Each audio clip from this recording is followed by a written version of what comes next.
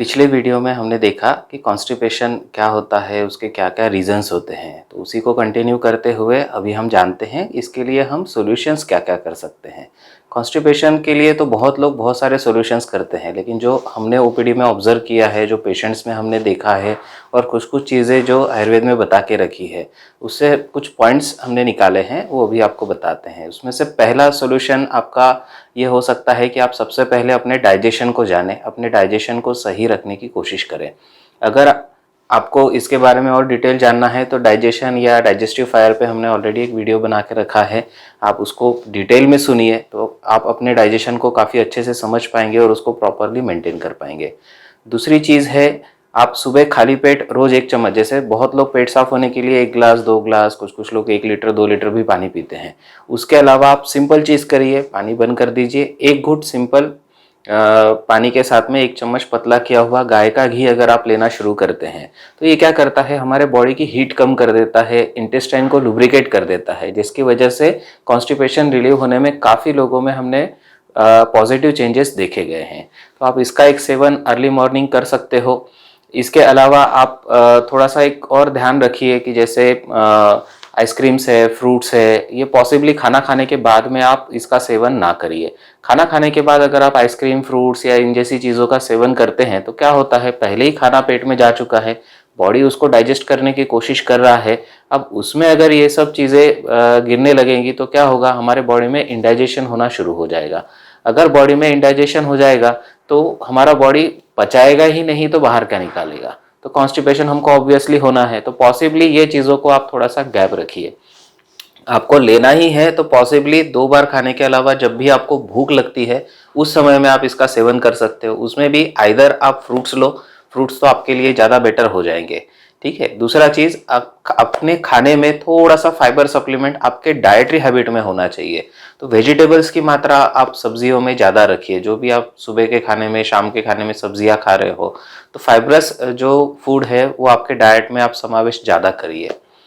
दूसरा एक चीज़ आप और कर सकते हो, जैसे वॉकिंग एक्सरसाइज हम देखते हैं। एक सिंपल 20 मिनट अगर आप डेली वॉक करते हो तो भी आपको कॉन्स्टिपेशन में काफ़ी सारा मदद मिलेगा।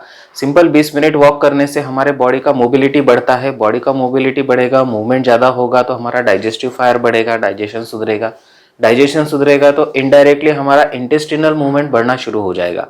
इंटेस्टिनल मूवमेंट बढ़ेगा तो ऑटोमेटिक आपका कॉन्स्टिपेशन रिलीव होना शुरू हो जाएगा।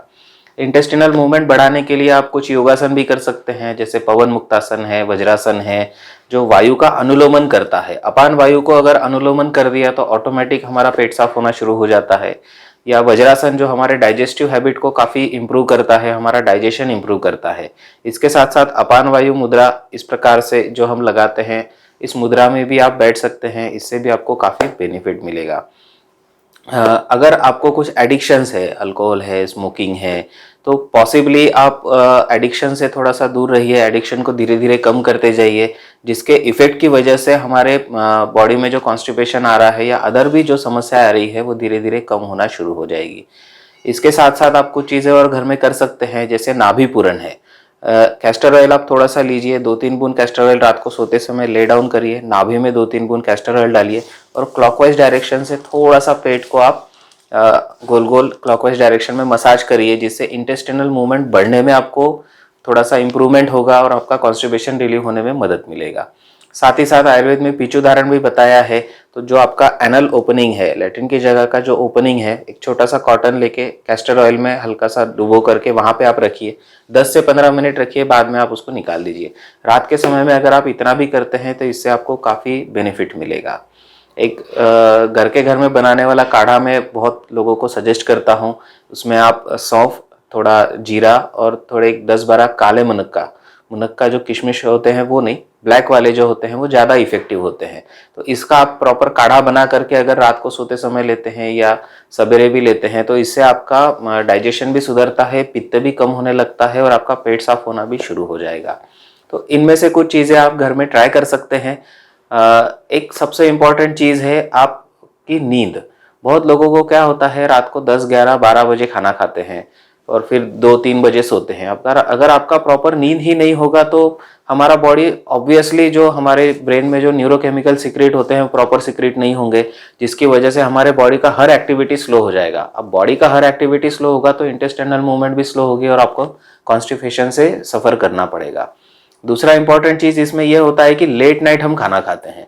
अब आप सोचिए, आप रात को 12-1 बजे खाना खाए हैं और आप एक्सपेक्ट करते हो सुबह 7 बजे हमारा पेट साफ हो जाए, तो यह उतना ही पॉसिबल है जितना आप मान लो बाय कार नागपुर से निकले हो और आपको दिल्ली पहुंचना है। अगर आप दोपहर को 12 बजे निकले हो, आप मान लो 20 घंटे बाद दिल्ली पहुंचने वाले हो। अगर आप दोपहर को 12 की बजाय रात को 12 बजे निकलोगे तो आप प्रॉपर टाइम पे पहुंच ही नहीं पाओगे, क्योंकि आप निकले ही लेट हो। वैसे ही हमारे पेट के बारे में भी होता है। अगर आप खाना ही बहुत लेट खाओगे तो उसको डाइजेशन होने में समय ज़्यादा लगेगा।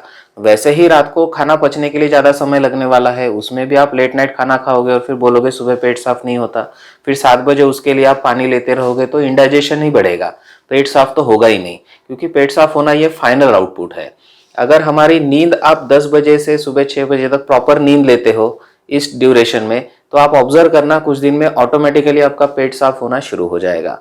अब अगर मान लो कुछ लोगों को नींद की समस्या है, उसके लिए प्रॉपर अभी आदत पड़ चुकी है, जल्दी नींद नहीं आती है, तो एक सिंपल चीज़ करिए, 2-2 बूंद घी आप सिर्फ रात में सोने से एक आधा घंटा पहले 2-2 बूंद घी नाक में डालिए, सिर में थोड़ा सा ऑयल लगाइए, कान में ऑयल लगाइए, हाथों में पैरों में थोड़ा सा ऑयल मसाज करिए, आप अभ्यंग करिए।